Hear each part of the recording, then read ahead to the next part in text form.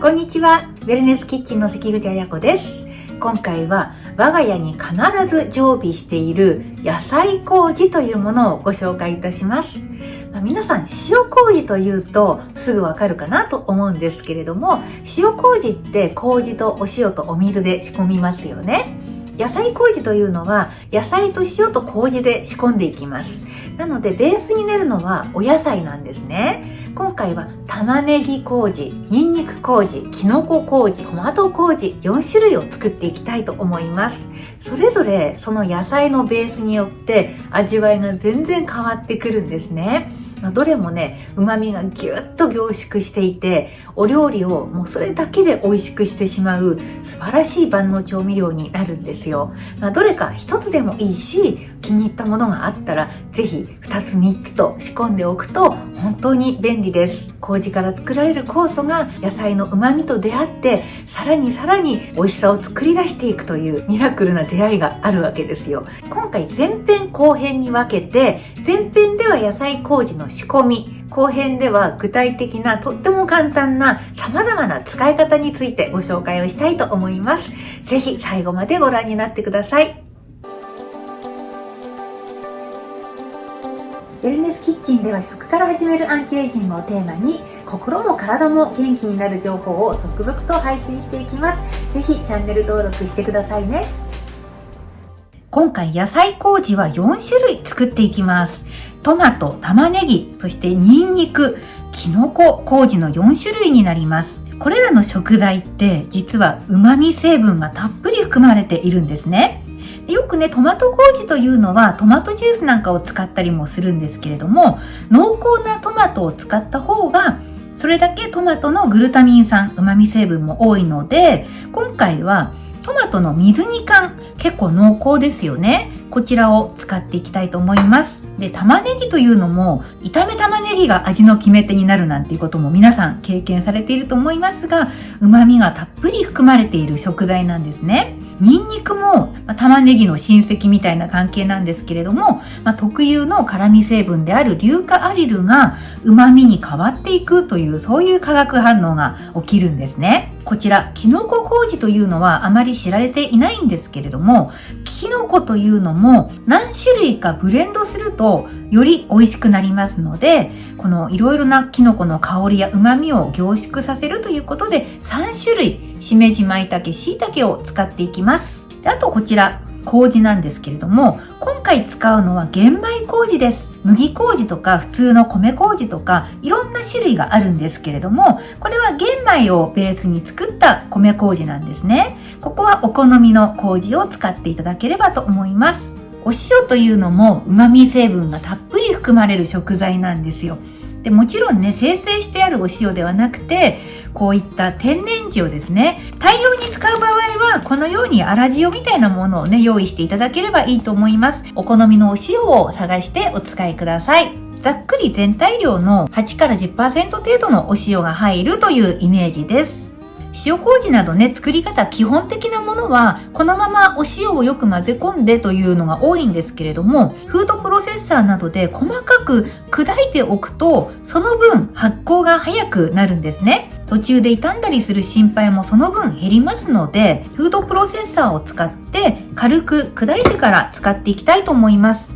これはしてもしなくても作ることはできますが、今回こんな一手間を加えて作ってみたいと思います。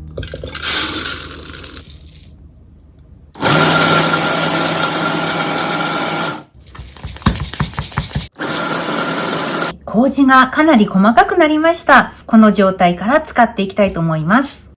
まず玉ねぎ麹を仕込んでいきます。玉ねぎ麹は万能の旨味調味料でもあるので、私はね、特にたっぷり仕込むんですよ。作りやすい量ということで、麹 200g、そして玉ねぎが 600g です。玉ねぎの水分だけで仕込んでいきますので、玉ねぎが600で、そのうちの水分がちょうど麹の2倍量ぐらい、400g ぐらいが水分という感じでね、考えています。そしてお塩が玉ねぎと麹足して800になりますので 80g 用意しています。玉ねぎはすりおろすんですけれども、ちょっと量が多いので、フードプロセッサーがあったらフードプロセッサーをお使いください。初めての方は半量ぐらいで作ってみるといいと思います。何を作っても味がバッチリ決まるので、野菜麹初めての方はまずね、玉ねぎ麹から始めてみるといいかなと思います。こんな感じです。はい、もう玉ねぎがね、すっかり綺麗にピューレ状になりました。おろした状態になりました。はい、先ほどの麹になります。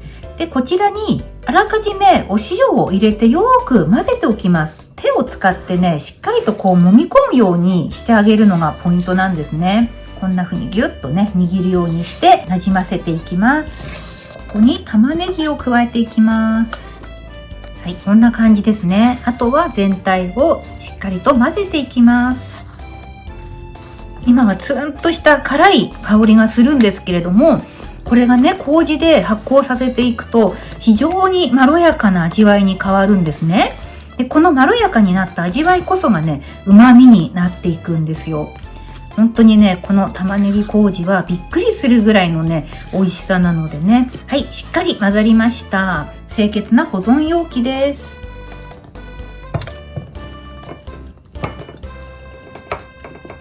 仕込んだ玉ねぎ麹をこのように移したら、蓋をして、で、毎日1回上下をこう混ぜるような感じで空気を入れてあげて、だいたい1週間から10日ぐらい常温に置いて発酵させていきます。続いてトマト麹です。先ほどと同じようにお塩を麹の中に入れてよく混ぜ合わせていきます。今度はトマトの水煮をこちらに加えて、で、しっかりとなじませていきます。今回はトマトホールサイズ使っていますけれども、カットトマトをね、使っていただいても結構です。一応ね、カットトマトとホールトマトってね、ただ切ってるか切ってないかではなくて、トマトの品種が違うそうなんですよ。でね、ホールトマトの方が結構濃厚な味があるそうなので、濃厚なトマトの味を楽しみたいと思います。で、こう潰しながら全体を混ぜていきます。トマト麹の場合は少し水分量がギリギリな感じなので、発酵している過程で水分が足りなくなってきたなと思ったら、トマトジュースなどで少し追加してもいいし、お水を加えていただいてもいいです。麹がね、しっかりと戻ってふっくらしてくるぐらいのお水はいつもキープしていくという感じです。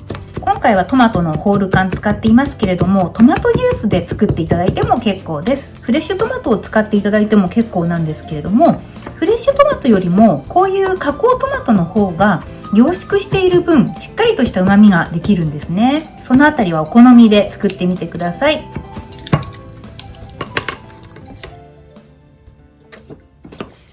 続いてきのこ麹を作っていきます。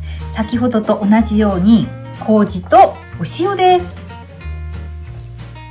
麹が 200g、 そしてお塩が今度きのこが少し入りますので、さっきよりちょっと多め、全体で 700g ぐらいの量になりますので、お塩 70g 入れています。で、このきのこ麹だけはきのこを加熱してきのこをギュッと凝縮させます。そしてこちらの麹とお水を使って発酵させていきます。きのこの量が多いのでフードプロセッサーで細かく切っていきます。きのこは硬い石突きのところなどを取り除いて、適当にちぎっていきます。で、あまり水洗いをしてしまうと風味が飛んでしまうので、ちょっと気になるようなところがあったら固く絞った布巾でこう拭くようにしてください。きのこの方すっかり細かくなりました。こちらをですね、これからフライパンでから入りして余分な水分を飛ばしていきます。旨味をギュッと凝縮させたいんですね。油も何にも敷かなくて大丈夫です。今フライパンの半分ぐらいの傘になっていますけれども、これがぐっと水分が飛んで3分の1量ぐらいになるまでしっかりとから入りしていきます。焦がさないようにこのきのこの旨味を引き立てるようにしながらいっていきますね。きのこの水分が飛んでいくとだんだんいい香りに変わってきました。この3種類のきのこのブレンドした香りがふわーっと水分が蒸発するたんびに香ってきます。これがキノコの旨味をどんどん凝縮している合図なんですね。だいぶキノコの量が減ってきましたね。あともう一頑張り水分を飛ばしたいと思います。もうキノコがですね、完全にペースト状になりました。このぐらいね、煮詰まってくれば大丈夫です。元の量覚えてますか？フライパンの半分ぐらいふわっとあったキノコがもう本当にキューッと小さくなりましたね。3分の1というより4分の1ぐらいに感じます。このぐらいですね。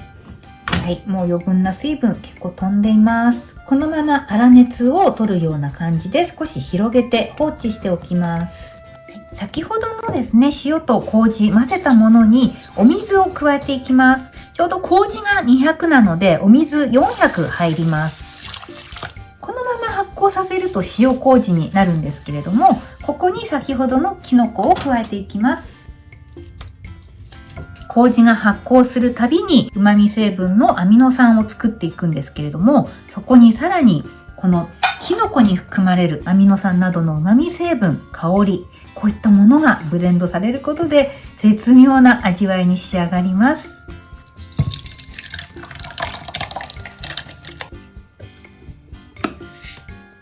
はい、続いてニンニク麹です。で、こちら麹が 200g です。で、お塩が 60g 入ります。先ほどと同じようにここはもう混ぜていきますね。はい、そしてニンニクをすりおろすんですけれども、全部過食部分で 60g ぐらいあります。今回はこのフードプロセッサー使っていますので、ここで 400g のお水を加えていくんですが、このニンニクを細かくする時のお水として一緒に混ぜてしまいます。はい、先ほどの麹です。そこにニンニクとお水をしっかり混ぜて、もうおろしニンニク水ですね。こちらを加えていきます。はい、残りのお水も入ります。しっかり混ぜるだけです。ニンニクの風味がね、ついたとっても面白い塩麹なんですけれども、おろしニンニクチューブでも大丈夫なんですけれども、やっぱりせっかくならね、香りのいいおろしたてのニンニクを使っていただくとより美味しく仕上がると思います。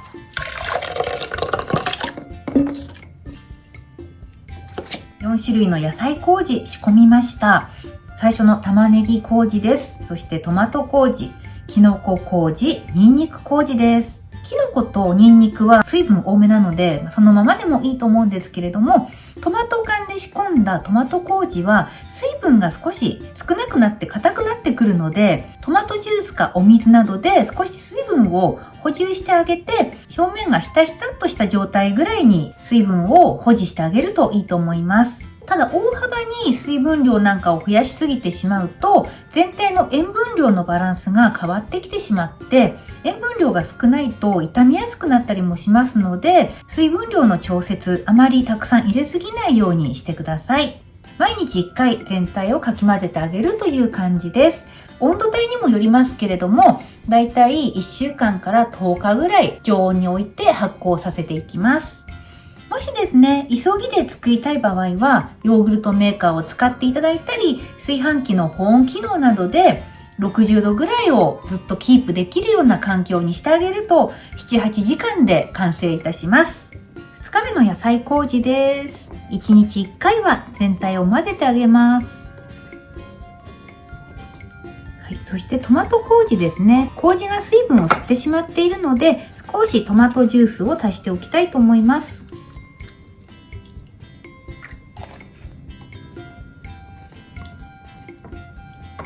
はい、ニンニク麹です。こちらは水分十分ありますのでね、全体を混ぜるだけで大丈夫です。はい、こちらはきのこ麹です。